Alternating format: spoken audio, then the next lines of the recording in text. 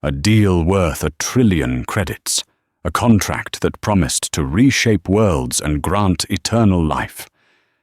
At the pinnacle of galactic power, the alien billionaire Xylar Vex was about to sign his name and secure his legacy forever. His partners, beings of shimmering light and polished obsidian, smiled with cold satisfaction. The room held its breath. But from the shadows, a single, desperate voice cut through the silence. "Don't sign that deal." It wasn't a rival. It wasn't a security officer. It was the human janitor, mopping the floor in the corner. What could a man with a bucket and a mop possibly know? What secret was hidden in the fine print of that universe-altering contract that could make a master of the universe tremble and his blood run cold? Stay with us as we tell the story of the janitor who saved an entire civilization. The VexCorp spire didn't just pierce the clouds of Xylo's prime, it pinned them to the heavens like a collector's specimen. Inside, on the 900th floor, the air itself was a commodity, filtered, ionized, and scented with the faint, calming aroma of blooming moon orchids from a world that had been dust for millennia. This was the sanctum of Xylar Vex, CEO of VexCorp, the wealthiest Xylotian in 5 systems, a being whose ambition was as sharp and vast as the building that bore his name. Xylar Vex was a creature of elegant logic. His species, the Xylosians, were tall and slender, with skin the color of polished mahogany and 4-fingered hands that moved with predatory grace. Their minds were calculators, weighing risk and reward with a speed that made supercomputers seem sluggish. Today, Xylar was about to close the greatest deal in his species' history. Across the sprawling obsidian desk sat the Glyptons. There were 2 of them, their forms encased in formal, shifting shells of metallic fluid that mimicked the business suits of other species. They appeared polite, even deferential, but their presence soaked up the light in the room. They were the architects of the Genesis Matrix, a technology so profound it bordered on the divine. It promised to accelerate planetary evolution, turning barren rock into a paradise in a single cycle. More than that, their secondary offering, biointegration with the Matrix, hinted at a form of biological immortality. It was the end of disease, aging, and decay. For Xylar, it was the ultimate legacy. The Xylotians were a brilliant, powerful species, but they were facing a slow, sterile decline. Their birth rates were falling, their genetic diversity narrowing. The Genesis Matrix wasn't just a business venture, it was salvation. "The terms are agreeable, of course," Xylar said, his voice a low, resonant hum. His personal AI, Oracle, projected a translucent summary of the contract into the air beside him. VexCorp provides the initial 50 trillion credit investment and exclusive access to the barren worlds in the Kepler 186 system. In return, the Glypton Collective grants us a 70% controlling interest in the Genesis Matrix technology for this galactic quadrant. The lead Glypton, who called itself Emissary Valos, made a sound like chimes in a gentle breeze. "A partnership that will birth a new era of prosperity for us all, Lord Vex. You are a visionary." Xylar allowed himself a small internal flicker of pride. He had outmaneuvered monolithic corporations like Omnistel and the Cygnus Combine for this deal. His legal team, the best in the galaxy, had spent 6 standard months vetting every clause. The contract was flawless.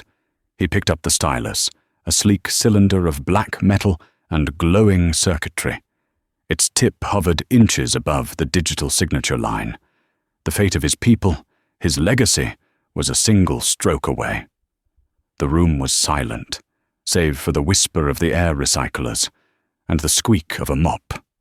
The sound was so incongruous, so utterly mundane, that Xylar barely registered it at first.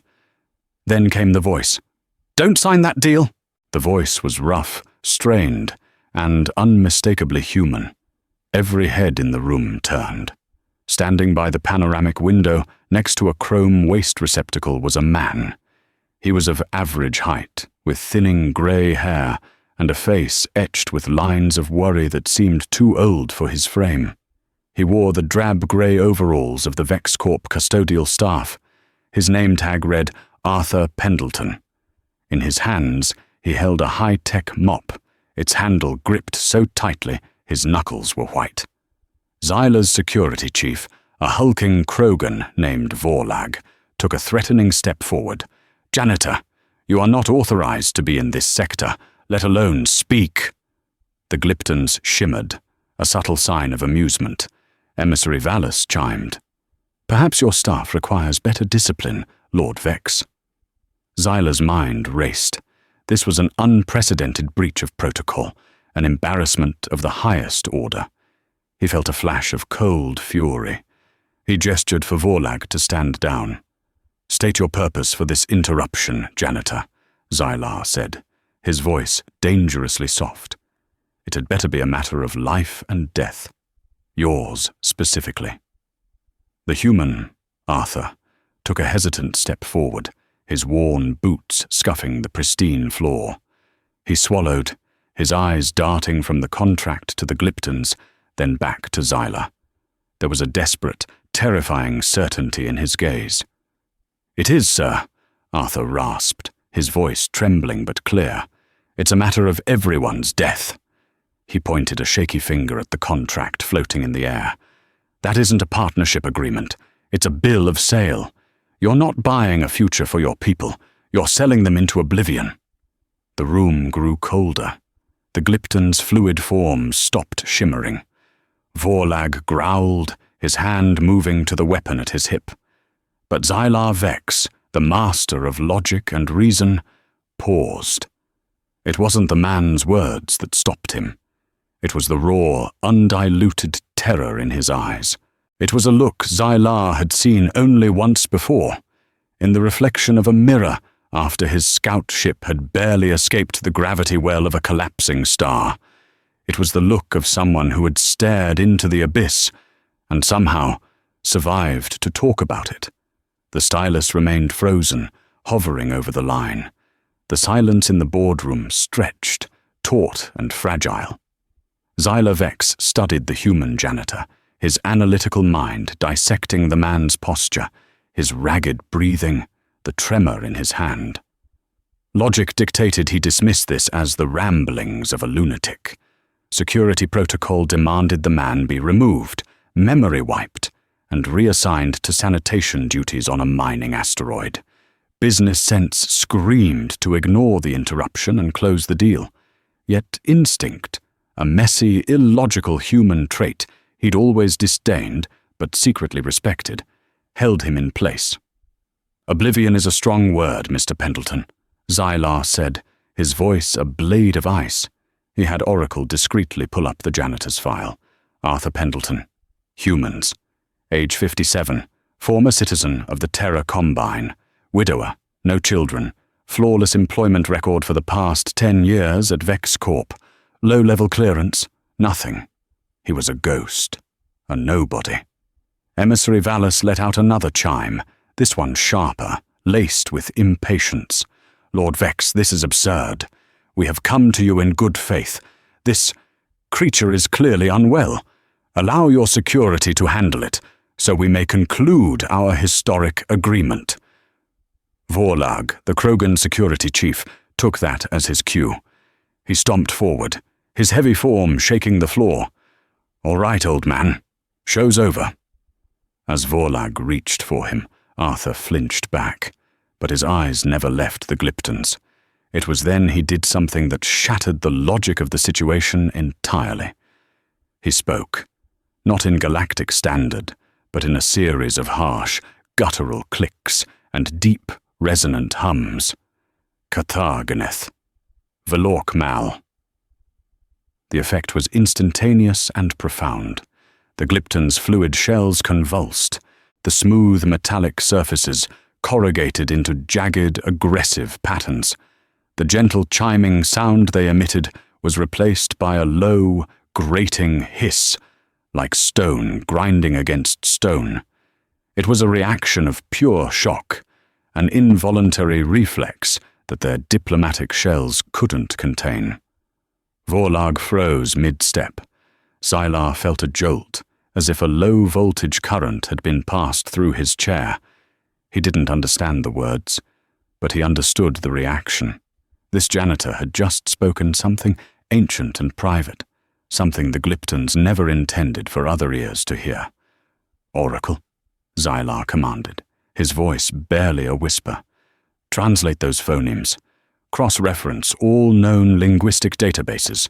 Prioritize archaeolinguistics." The AI's synthesized voice was calm, but the information it delivered was not. Translation unavailable. The language has no known match in the public or corporate databases. However, the phoneme structure shows a 98.7% correlation with fragmented signal remnants recovered from the dead zone of Kepler 186f. Kepler 186f. The name hit Xylar like a physical blow, a ghost story, a cautionary tale told to young executives. It was a notoriously failed colonization attempt by the renowned research and development firm Aegis Interstellar over a decade ago. A planet that had been deemed a prime, garden world candidate suddenly went dark. All 10,000 colonists, the entire research team, every probe, vanished. The official report cited an unexpectedly rapid ecological collapse. The system was now a quarantined dead zone, and this janitor was speaking its language. "Hold," Xylar commanded Vorlag, raising a slender hand. The Krogan reluctantly backed away. Xylar turned his full attention back to Arthur, his eyes narrowed. "Where did you learn that language, Mr. Pendleton?" Arthur's fear was now mixed with a grim resolve. "I didn't learn it. I survived it." He looked at the Glyptons, whose forms were slowly smoothing out, regaining their composure, but the damage was done. The mask had slipped. "I told them their harvest was bitter, and their masters would be displeased." Harvest. The word hung in the air, ugly and menacing. "What do you mean, harvest?" Xylar pressed. Before Arthur could answer, the second Glypton, Emissary Kale, spoke, its chiming voice now holding a strained, artificial pleasantness. "The human is confused. He speaks nonsense, dredged from a forgotten tragedy. Kepler 186f was a sad loss, a failure of Aegis Interstellar's terraforming models. It has nothing to do with our Genesis matrix, which is a far superior, safer technology." "Safer?" Arthur barked out a laugh devoid of any humor. "You call a planetary digestion cycle safer? The Genesis matrix isn't a terraforming tool. It's a stomach." Xylar felt the first real seed of doubt take root in his logical mind. This went beyond corporate espionage or a simple attempt to derail a deal. The janitor's knowledge was too specific, too esoteric. The Glypton's reaction was too visceral. He made a decision. It was illogical, risky, and could cost him the deal of a lifetime. But the potential cost of being wrong was infinitely higher. He stood up, the motion silencing the room. "Emissaries Valus and Kyle, my apologies. An unforeseen internal security matter has arisen that requires my immediate attention. We will have to postpone the signing." Emissary Valus's fluid form hardened. "Postpone?" "Lord Vex, the terms were agreed upon. This is highly irregular." "Irregularities are my specialty," Xylar replied coolly. "My hospitality suite on the 850th floor is at your disposal. Enjoy the amenities. We will reconvene once this is settled." It was a command, not a request. The Glyptons hesitated, their shimmering forms betraying a flicker of something Xylar now recognized as calculation, not offense. They exchanged a glance, a silent communication he couldn't decipher, and then Valus chimed. "As you wish, Lord Vex. We shall await your summons." They glided out of the room, their movements unnaturally smooth. The moment the doors hissed shut, Xyla turned to Arthur. The full weight of his authority, the pressure that had crushed corporate rivals and bent galactic markets to his will, descended on the small human. "Mr. Pendleton," Xyla Vex said, his voice dangerously quiet. "You and I are going to have a conversation, and you are going to tell me everything. Start with Kepler, 189F. Xyla dismissed his entire staff, including the formidable Vorlag, from the boardroom. The only ones who remained were himself, the janitor Arthur Pendleton, and the silent, omnipresent intelligence of his AI oracle. The panoramic window displayed the bustling sky lanes of Xylos Prime, a testament to the civilization Xylar had sworn to elevate. Now a man in a grease-stained uniform was telling him he was about to execute it. "Tea? Water?" Xylar offered a gesture of civility that felt absurd under the circumstances. "No, thank you, sir," Arthur said, his voice still hoarse. He stood awkwardly in the center of the vast room, looking profoundly out of place. "Sit," Xylar commanded, gesturing to one of the plush chairs opposite his desk. Arthur hesitated, then sank into it, the expensive synth leather sighing under his weight. "My file says you're a janitor," Xylar began, leaning forward. "It says you have been for 10 years. It says nothing about a career in xenolinguistics or planetary science." Arthur's gaze fell to his worn hands, calloused from years of manual labor. "My real name is Dr. Arthur Pendleton. I was the lead cultural anthropologist and xenolinguist for the Aegis interstellar mission to Kepler 186F. My public records, my entire academic history, it was all wiped. Officially, I died with the rest of them." Xyla's eyes narrowed. "Aegis claimed there was no sentient life on Kepler 186F. "There wasn't," Arthur confirmed, a tremor in his voice. "Not when we landed. That was the problem. The planet was too perfect, lush, teeming with flora and fauna, a breathable atmosphere, clean water. It was a paradise right out of the box.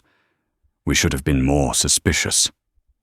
He took a deep breath, and as he began to speak, the janitor receded, replaced by the haunted academic, reliving a nightmare he could never escape. For the first 3 months, everything was idyllic. We established the colony, horizon, and began our research. My job was to study the planet's ecosystem, to look for any signs of primitive intelligence or complex communication.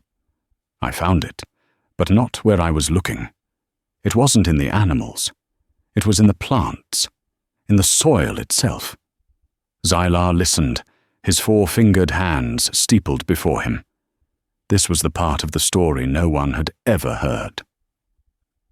"There was a resonance," Arthur continued, his eyes unfocused, seeing a world light years away. A low-frequency hum that permeated the entire planet, just on the edge of our sensors' perception. The biologists thought it was geothermal activity, but I'd seen patterns like it before, in the hive songs of insectoid species. It was communication. The entire planetary ecosystem was a single, networked entity. A superorganism. A fascinating discovery, Xylar noted, though his tone was impatient. But hardly cause for a quarantine. "We didn't know what we were standing on," Arthur said, his voice dropping to a whisper. "We were like bacteria on a dinner plate, celebrating our new home. The Glyptons arrived in the 4th month. They didn't come in warships. They came just as they came to you, as business partners.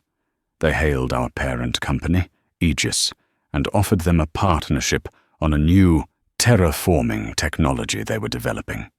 He paused, swallowing hard. Aegis was ecstatic. The Glyptons offered them proprietary rights in the whole sector. All they had to do was allow a demonstration on Kepler 186f. They were going to use their Genesis matrix to enhance the planet's already vibrant biosphere. We, the colonists on the ground, were told to document the process. It was a research opportunity of a lifetime. Arthur's face was pale, slick with a cold sweat. The matrix wasn't a device. It was a spore delivered through the atmosphere. For the first 24 hours, nothing happened. Then, the hum changed. The planetary resonance I'd been tracking, it began to scream. It was a sound of pure agony.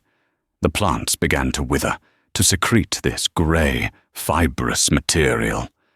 The animals grew sick, their bodies twisting, dissolving into a protein slurry that seeped into the ground.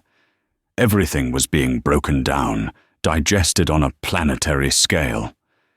Xylar felt a cold knot forming in his gut. This was no ecological collapse. This was a targeted, biological assault. "We tried to evacuate," Arthur said, his voice breaking. "But our ships wouldn't respond. The Glyptons had remotely disabled our fleet from orbit, citing safety protocols to avoid interference with the Matrix. We were trapped.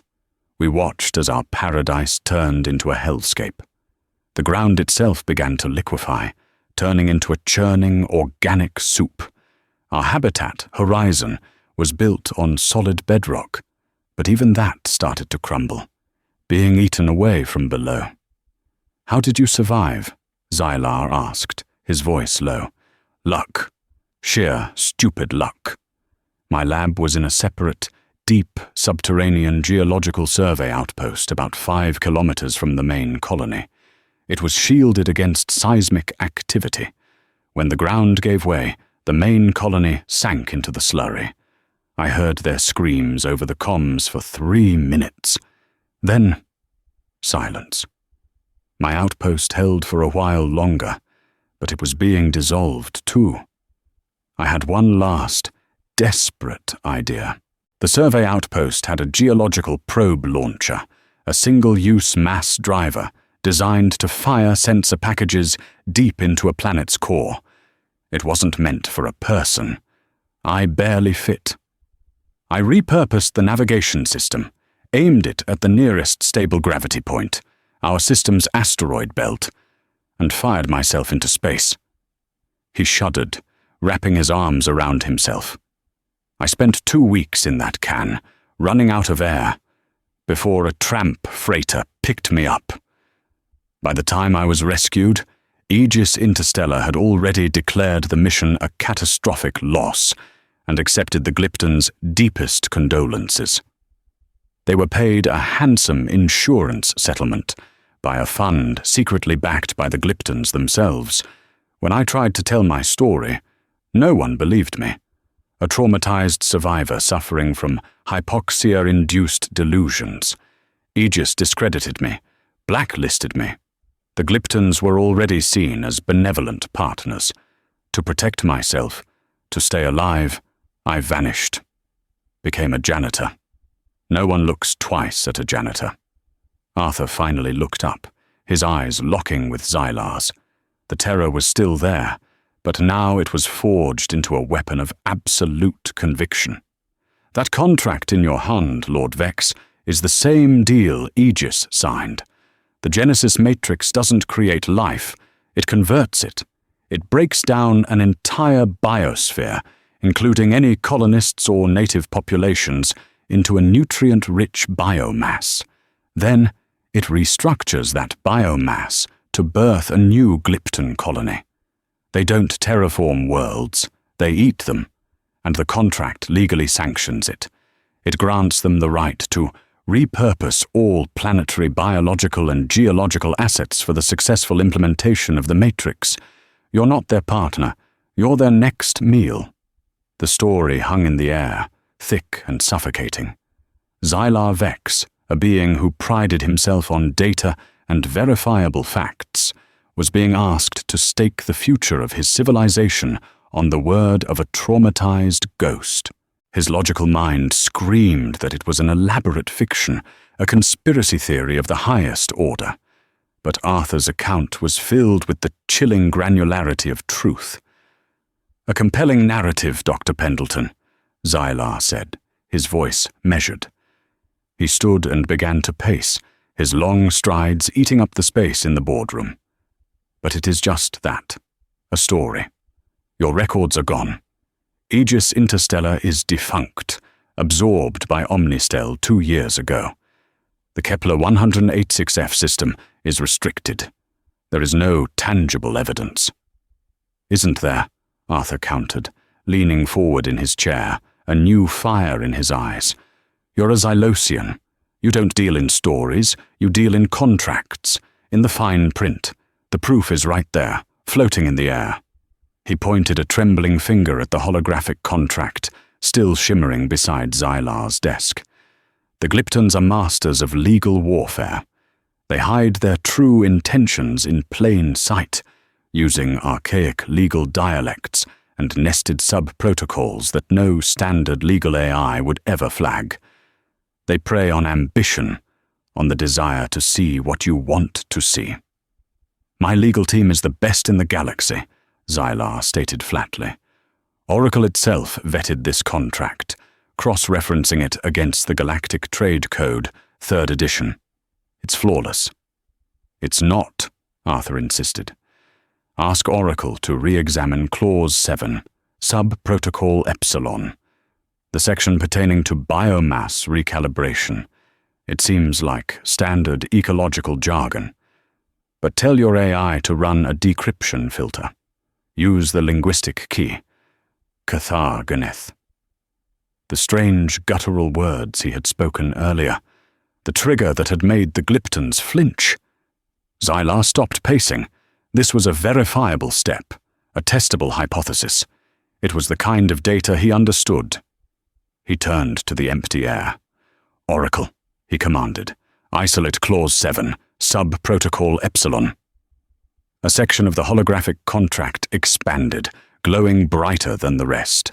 The text was dense, filled with technical terms.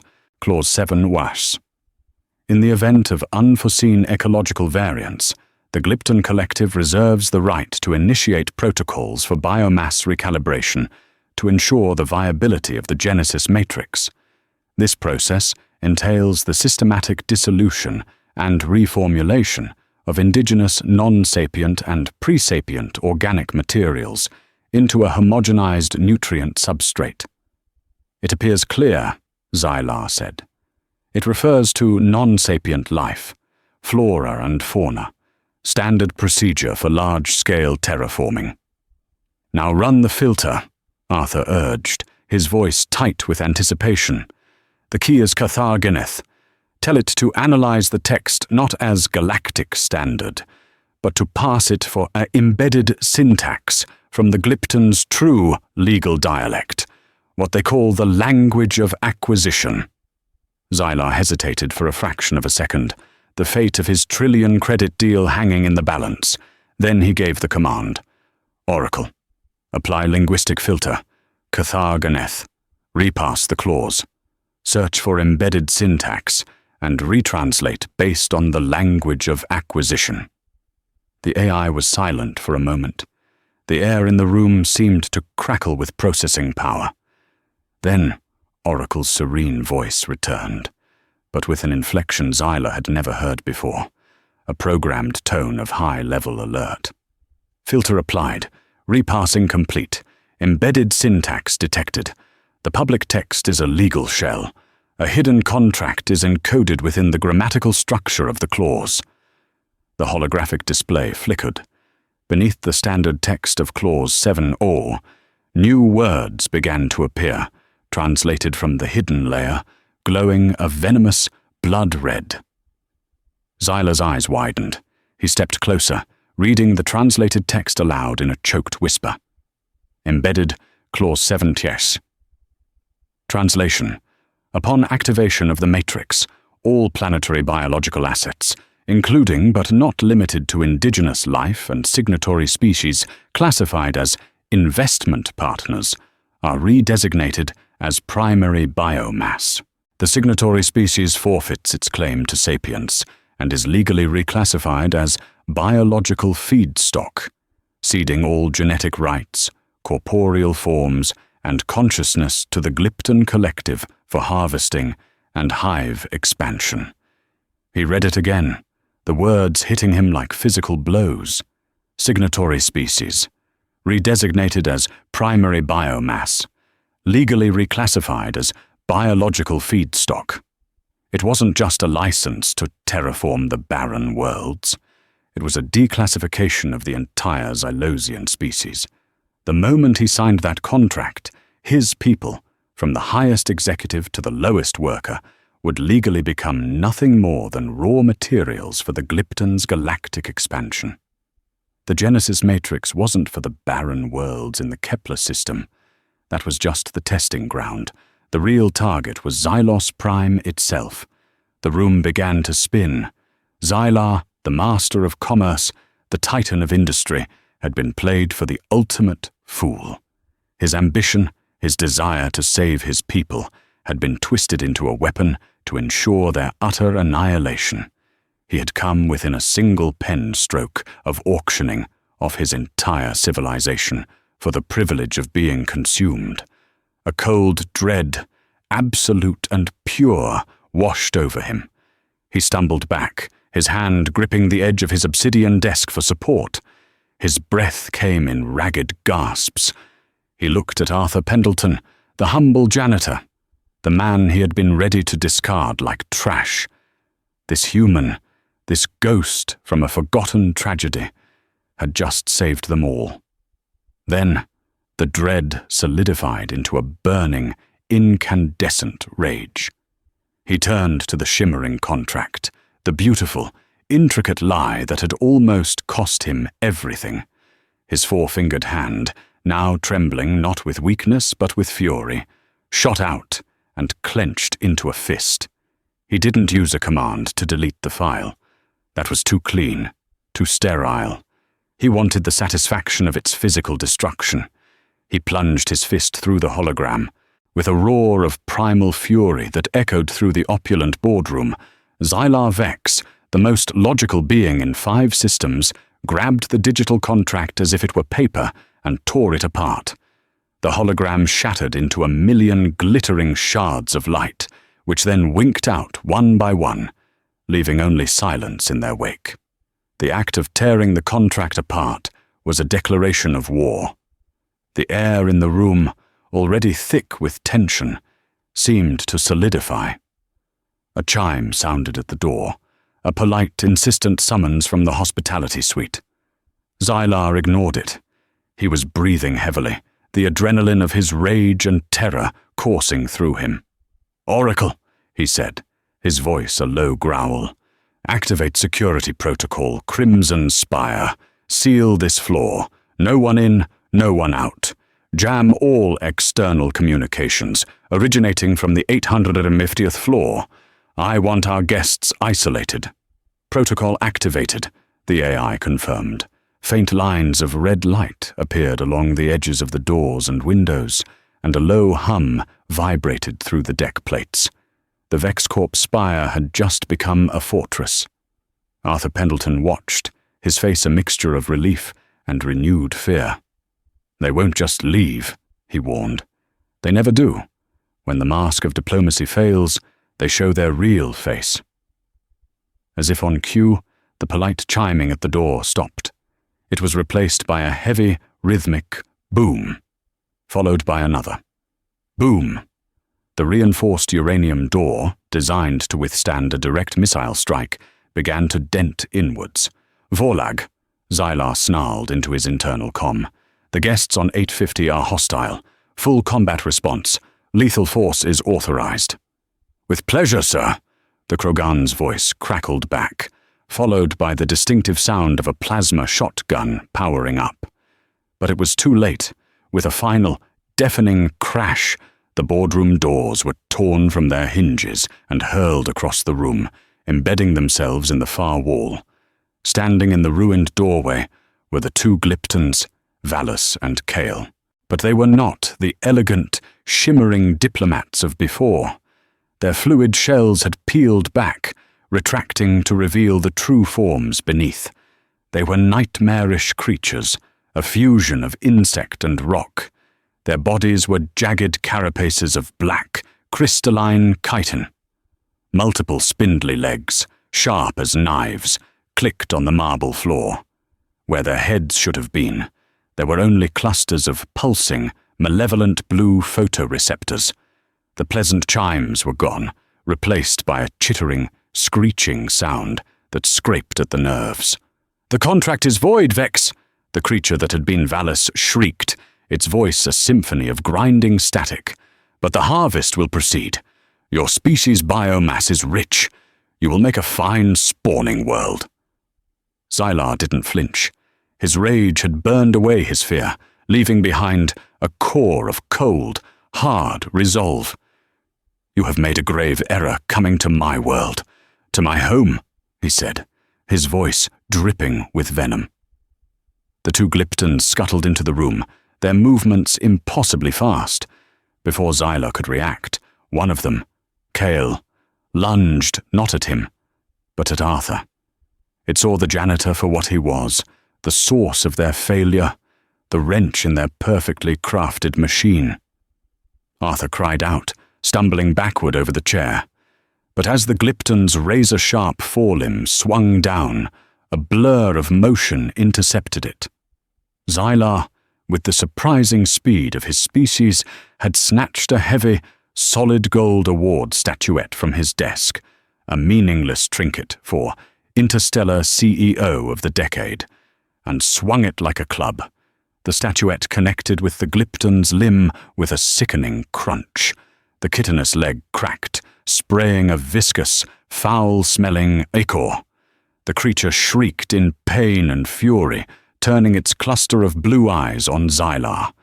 At that moment, Vorlag and his team of elite VexCorp security guards stormed in from a secondary entrance, clad in heavy combat armor and armed with plasma repeaters. "Light 'em up!" Vorlag bellowed, opening fire. The room erupted in a storm of brilliant blue plasma bolts. The energy blasts slammed into the Glypton's carapaces, showering the room in sparks and chunks of smoking chitin. The creatures were incredibly durable, shrugging off hits that would have vaporized a normal humanoid. Valis emitted a high-frequency screech that shattered the panoramic window behind Xylar's desk. The sudden decompression sucked the air out of the room with a deafening roar. Emergency atmospheric shields snapped into place, but not before loose objects, papers, decorations, and Arthur himself were pulled towards the gaping hole. Xylar grabbed Arthur's arm, his grip like iron, anchoring the human as the wind howled around them. Meanwhile, Vorlag's team formed a firing line, pouring relentless firepower onto the two invaders. Under the sustained assault, Kyle's damaged form finally succumbed. A concentrated burst from 3 rifles simultaneously struck its central mass, causing it to explode in a shower of black shards and steaming blue fluid.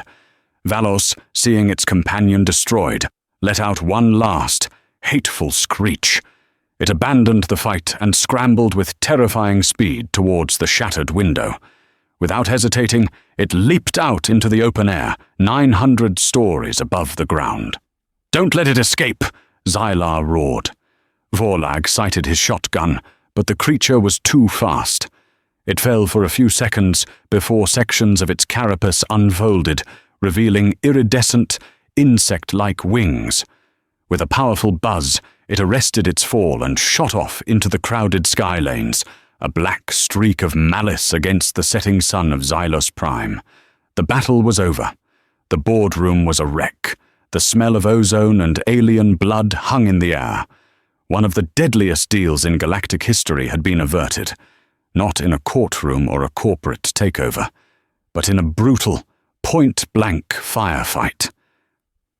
Xylar finally released Arthur, who slumped against the desk, gasping for breath. Vorlag and his team secured the room, their weapons still hot. Xylar Vex stood amidst the carnage of his pristine office, looking from the smoking remains of the Glypton to the humble human who had saved him.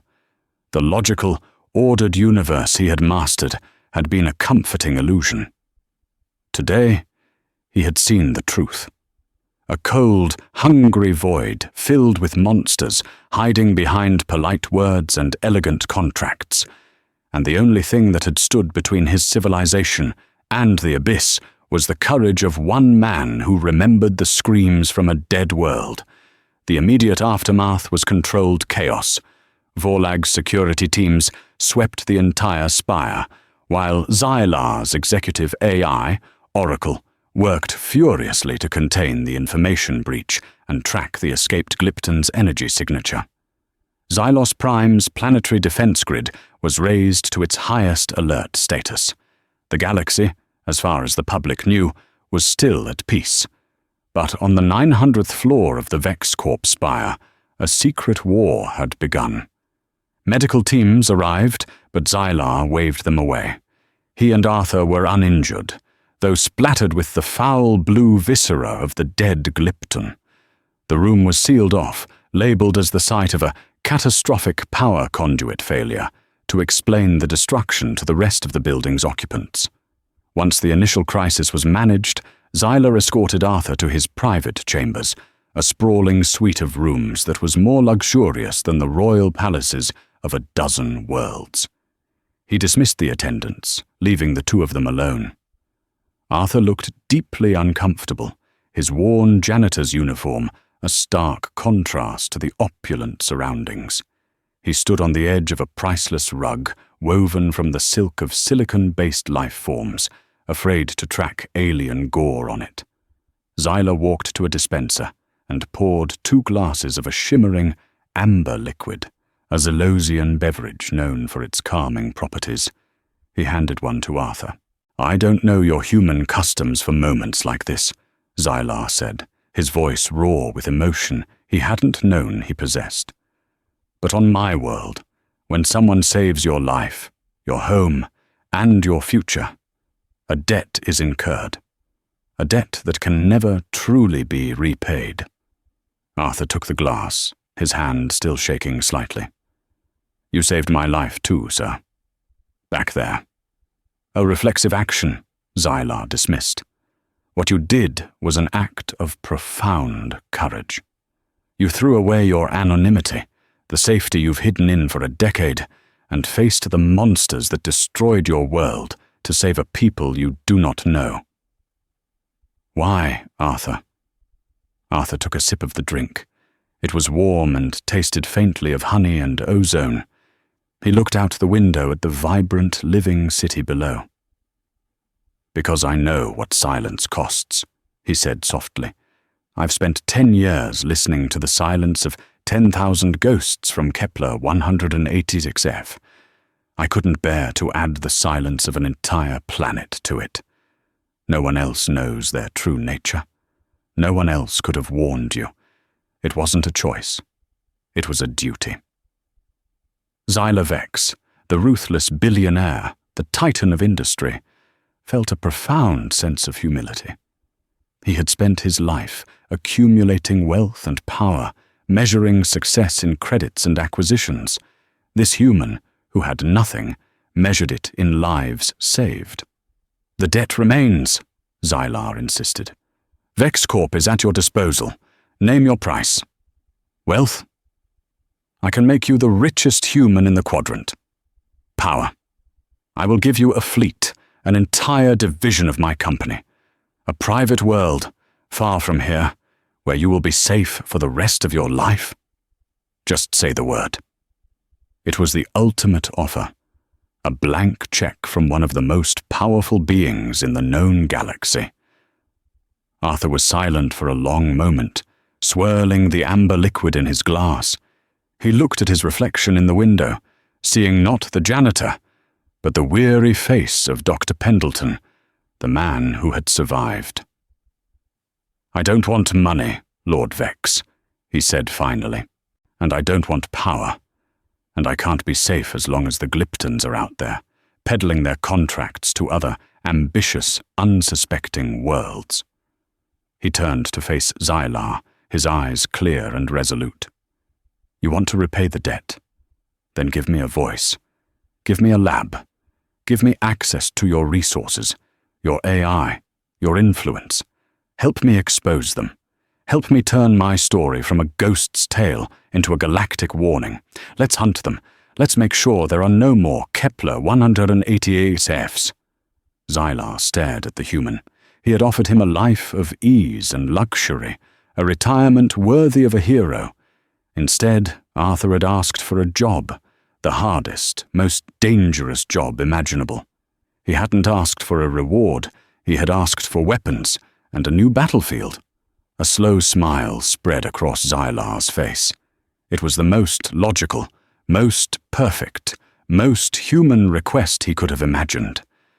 In that moment, he saw the path forward, not just for his company, but for his entire species.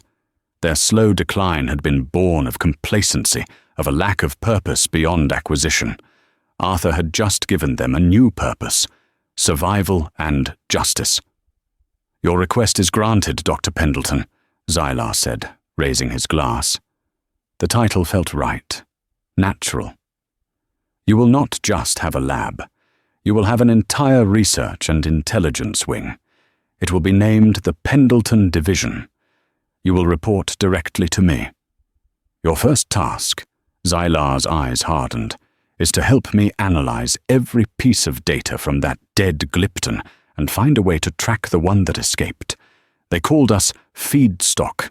I want to teach them the folly of underestimating their prey." The two of them, the alien billionaire and the human janitor, touched glasses. It wasn't the closing of a deal. It was the forging of an alliance that would ripple across the stars and change the course of galactic history forever. One standard year later, the 900th floor of the Vex Corp spire looked different. The opulent boardroom had been rebuilt, not as a place for deals, but as a strategic command center. Its panoramic window now displayed a real-time star chart of the quadrant, dotted with the patrol routes of Vex Corp's newly retrofitted security fleet and the movements of suspected Glypton shell corporations. The name on the door no longer read Office of the CEO. It read Pendleton Division, Xenobiological Threat Analysis. Inside, Arthur Pendleton stood before the main holographic display. He no longer wore a janitor's overalls. He was dressed in the crisp dark uniform of a Vex Corp division head, though his expression was the same as it had always been. Weary, but resolute. He was no longer a ghost. He was a hunter. Working alongside Xylosian scientists and intelligence analysts, Arthur had spent the last year dissecting every fragment of information they had. They analyzed the dead Glypton's biology, finding weaknesses in its crystalline carapace. They used Oracle to run deep web searches, connecting the Glyptons to dozens of other failed colonies and corporate acquisitions that had suddenly gone dark over the past century. They built a profile of their enemy, a species of nomadic predators who used corporate law as their primary hunting weapon. Xylar Vex entered the command center, his movements as precise as ever, but with a new edge to them. The events of that day had changed him profoundly. He had shifted Vex Corp's focus from pure profit to technological defense and proactive intelligence. He had forged quiet alliances with other corporate and government powers, sharing sanitized versions of the Pendleton Division's findings, creating a network of wary, watchful eyes.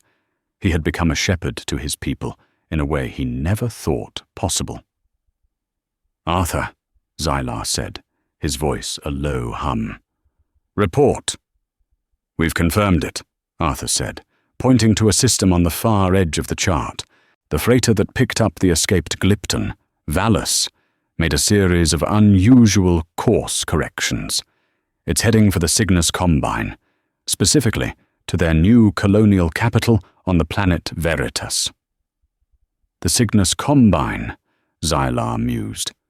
Ambitious, aggressive, overconfident, just like I was. Exactly, Arthur agreed. Our intelligence indicates a Glypton delegation using the corporate identity, Eon Solutions, is scheduled to meet with their CEO, a man named Marcus Thorne. They're offering a technology that promises to stabilize Veritas's volatile tectonic plates. Another Genesis matrix, Xylar surmised, his voice laced with cold fury. Undoubtedly, Arthur confirmed. But this time, we're not going to be shouting warnings from the shadows. He gestured to Oracle, and a new file appeared on the main screen. It was a complete dossier, detailing the Glyptons' biology, their method of conquest by contract, and the full uncensored story of Kepler 186f, backed by recovered data fragments from the Aegis interstellar archives that Xylar's resources had managed to unearth. It also included a detailed analysis of the hidden language of acquisition, providing a key for any legal AI to instantly detect their parasitic contracts. "We send this to Marcus Thorne," Arthur said, "anonymously through a secure channel. We give him the truth a full day before his meeting. We give him the tools to see the trap for himself." Xylar considered this. The old Xylar would have let the Cygnus Combine, his chief rival, fall into the trap and then picked over the remains. But the new Xylar understood the stakes were higher than corporate dominance. "He may not believe it," Xylar pointed out. "He may see it as a trick, an attempt by a rival to scuttle his deal." "He might," Arthur conceded. "But you taught me something, Xylar. Ambition doesn't blind you completely. It just makes you eager to believe the good news.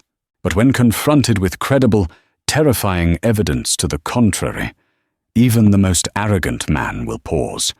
He will check. He'll run the decryption filter, just like you did, and the truth will do the rest." It was a gamble, but it was their only play. They couldn't start an open war, not yet. They had to fight the Glyptons on their own terms, with information, with truth, with warnings whispered just in time. Xylar nodded. "Oracle, prepare the data packet. Send it on my authority."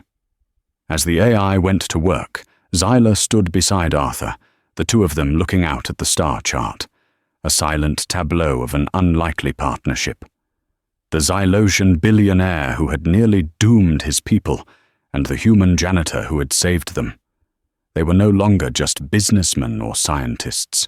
They were guardians, sentinels standing against the silent, creeping hunger that lurked in the dark spaces between the stars, armed not with fleets of warships, but with the simple, devastating power of a warning that began with the desperate plea of one man who remembered to look at the fine print. And it all started because someone finally decided to listen to the janitor. The data packet was sent, a single, tightly compressed burst of information, shielded by layers of VexCorp's most sophisticated encryption, shot across the vast emptiness toward the Cygnus Combine. In the command center on Xylos Prime, a chronometer on the main display began a silent 24-hour countdown to the scheduled meeting on Veritas. For Arthur and Xylar, the wait was a unique form of torment. Xylar paced the room, a caged predator made of logic and anxiety. "Marcus Thorne is a fool, but he is a proud fool," he stated, more to himself than to Arthur. "He views VexCorp as his sworn enemy. He will see this warning as a Trojan horse, an attempt to poison the most lucrative deal of his career. He will delete it without a second thought." Arthur remained seated at a monitoring station, his eyes fixed on the silent stream of public data flowing from the Veritas system. "Pride is also a vulnerability," Arthur countered quietly. "A proud man cannot stand the thought of being deceived. He'll be insulted by the mere suggestion that he could be someone else's dupe. That insult will make him look. He'll want to prove us wrong, and by looking, he will find the truth." The hours crawled by. The first 12 passed with absolute silence. Xylar had his finest analysts monitoring every flicker of comms traffic from the Cygnus Combine's headquarters. Nothing. No unusual communiques, no shift in security protocols. It was as if their warning had vanished into a black hole. Xylar's pessimism grew. He began drafting contingency plans for a quadrant where the Cygnus Combine and its significant fleet would become a Glypton-controlled hive. Then, with 6 hours left on the countdown, something happened. It wasn't a direct response. It was a subtle shift in the data stream from Veritas. The planet's public energy grid readings fluctuated wildly for a few seconds. "What was that?" Xylar asked, instantly alert. One of the Xylosian analysts at a nearby console answered, her 4-fingered hands flying across her interface. "Sir, those fluctuations correspond to a massive power surge directed to Veritas's planetary defense network, shield generators, orbital weapon platforms. They've just been brought to full combat readiness. It was a covert power-up, routed through the civilian grid to avoid detection. They're trying to hide it." A grim smile touched Arthur's lips. "He's read it," he breathed. "Thorn is putting on a calm face for the Glyptons, but he's arming his house for a fight." The tension in the room shifted from anxious waiting to the electric anticipation of a coming storm. Marcus Thorn was not going into his meeting blind. He was laying a trap. The final hour of the countdown arrived. As per the leaked itinerary, the Glypton delegation, Eon Solutions, would be arriving at Thorn's sky-piercing headquarters, the Zenith. Arthur brought up a public broadcast feed from Veritas, a generic news channel showing traffic reports around the Zenith. It was their only window into what was happening. Suddenly, the live feed flickered and died. A moment later, all public data streams from the capital city of Veritas went dark. "They've cut communications," the analyst reported, her voice tight. "Citywide blackout." "It started," Xylar said, his voice a low growl. He and Arthur stood side by side, watching the now static screen. They had given Thorn the warning, but now he was on his own. All they could do was wait and hope the echo of their message had been loud enough. Minutes felt like hours. Then, a single encrypted packet burst through the communications blackout. It wasn't a message. It was a raw data stream, a live security camera feed from inside Thorn's boardroom. Oracle decrypted it in a nanosecond and threw the image onto the main screen. The scene was pure chaos.